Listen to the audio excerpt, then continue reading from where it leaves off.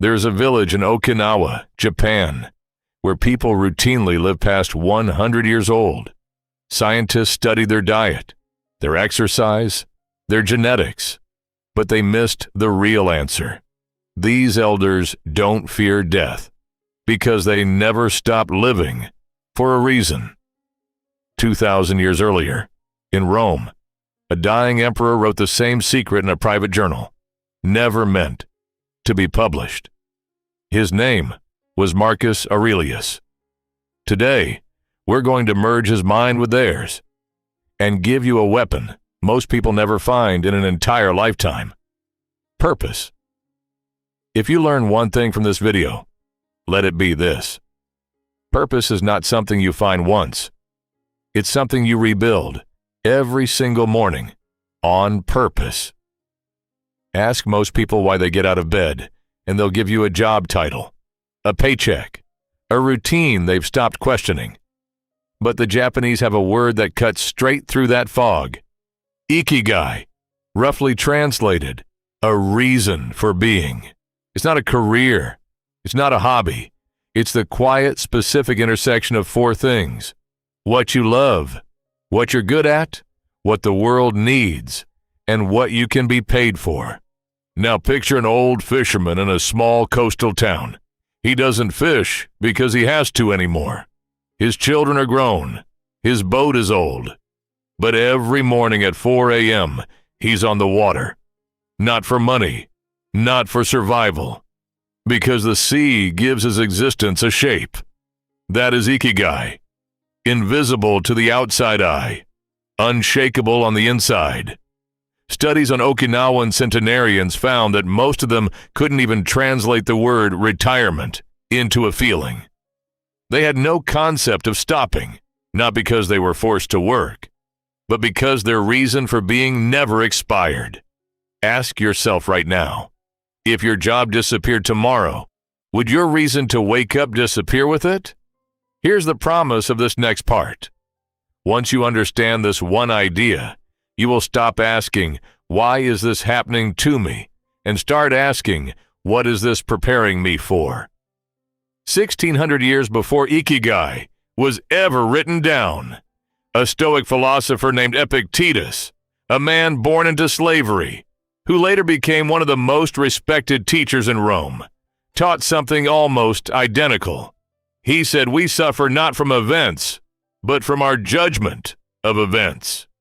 The Stoics had a phrase for accepting your entire life, including its wounds, as necessary material: Amor Fati, the love of one's fate. Think about that fisherman again. If a storm destroyed his boat tomorrow, a fragile man would call it the end. A Stoic, and a man living his Ikigai, would call it a new coastline to explore. Marcus Aurelius, ruling an empire during a plague that killed millions, wrote to himself at night, "The impediment to action advances action. What stands in the way becomes the way." He wasn't writing a public speech. He was reminding himself, alone, in the dark, that obstacles were the raw material of purpose, not the enemy of it.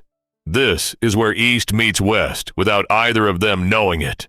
Ikigai gives you the direction. Stoicism gives you the armor to walk toward it, no matter what tries to knock you off the path. One without the other is incomplete.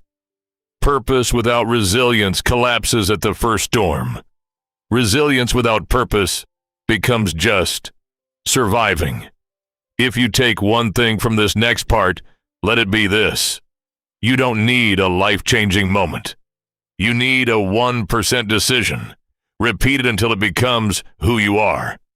The Japanese call this Kaizen. Continuous, small improvement.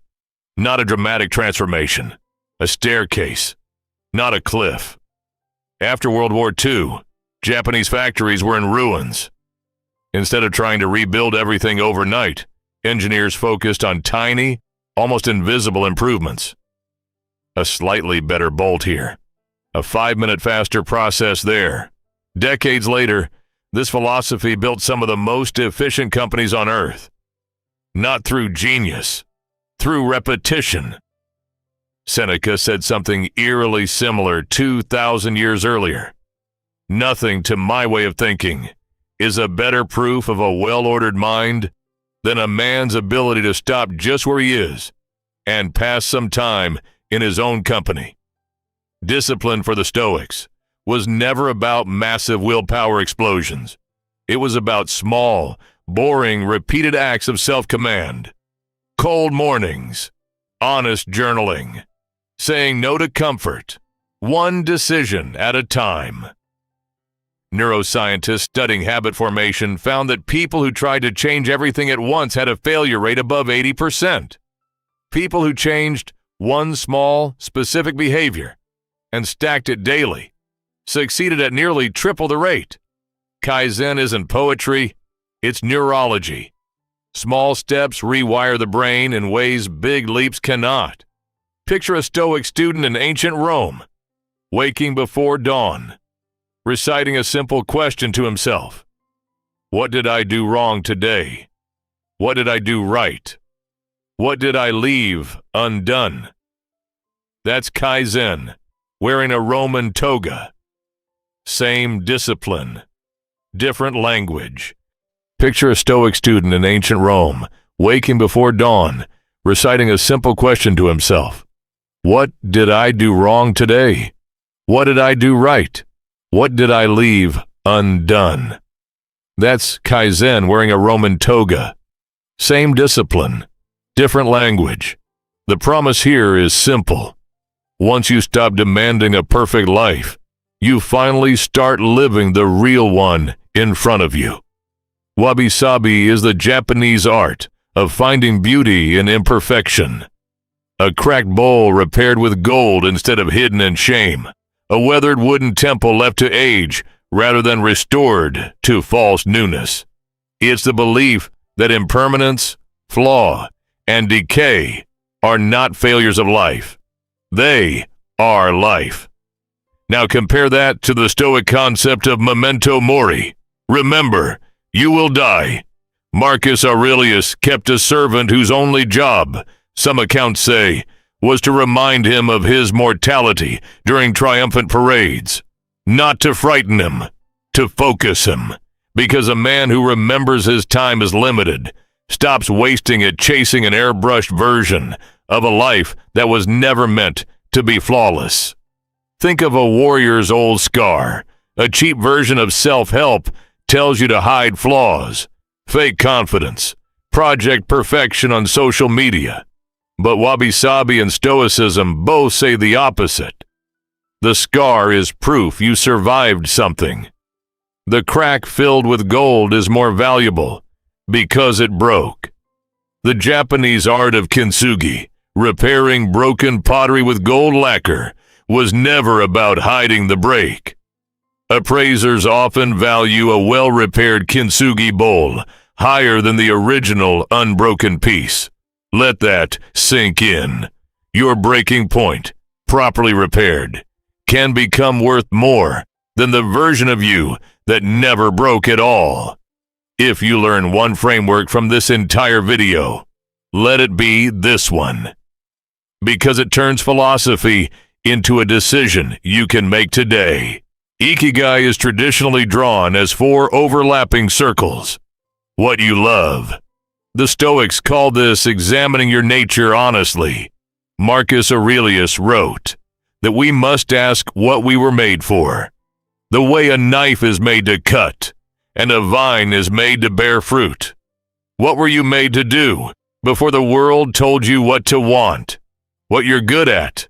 Epictetus taught that we should focus entirely on what is up to us, our effort, our skill, our discipline, and let go of what is not. Skill isn't talent.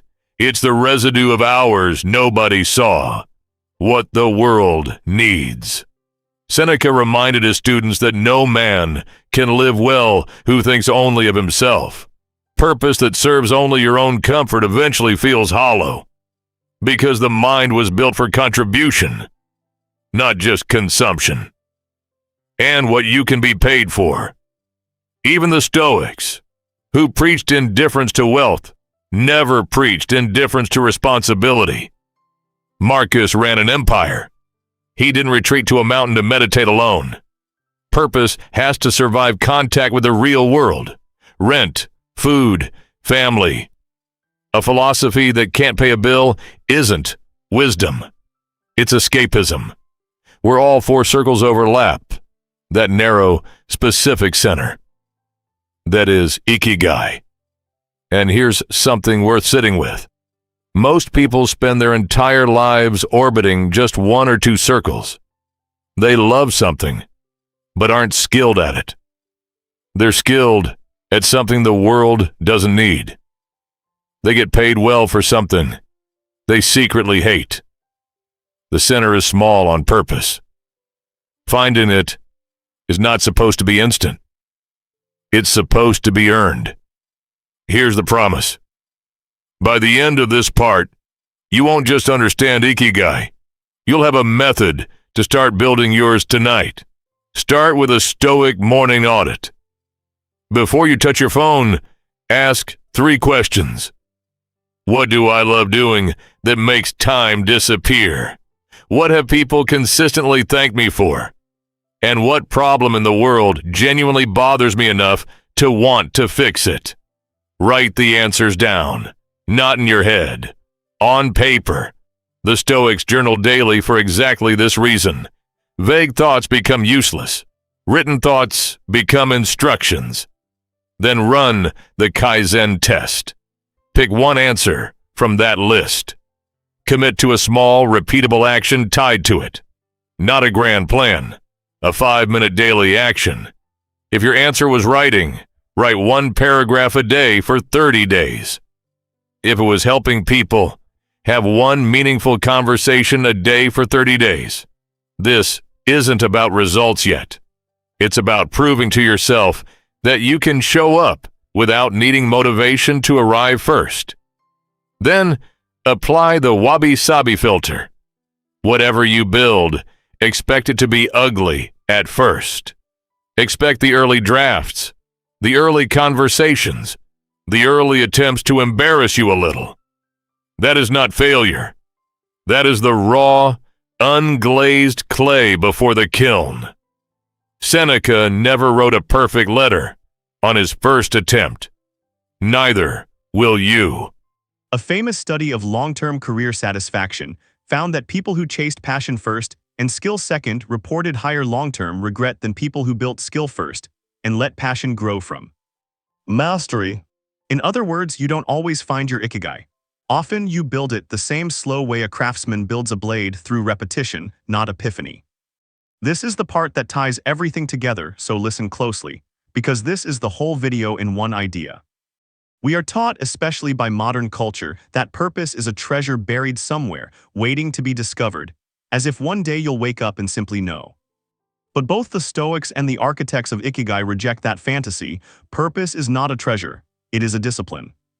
It is Marcus Aurelius forcing himself night after night to write reminders to be better, even as emperor of the known world, even while dying slowly of illness on a military campaign far from home.